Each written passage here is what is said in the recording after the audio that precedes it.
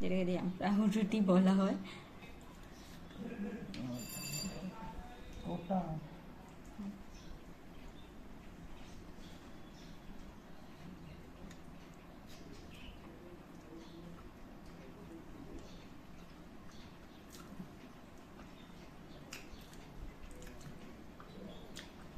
স্নান করে এসে কিন্তু খাচ্ছি ব্রেকফাস্টে।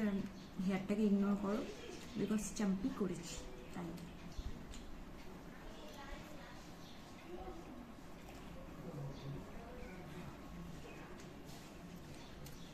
আর এটা না ভেবো না, দেখলে খাটে পড়ে গেল।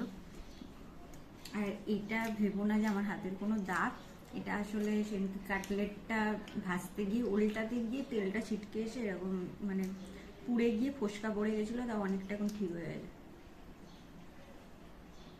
ব্রেকফাস্টটা কমপ্লিট করে নিই।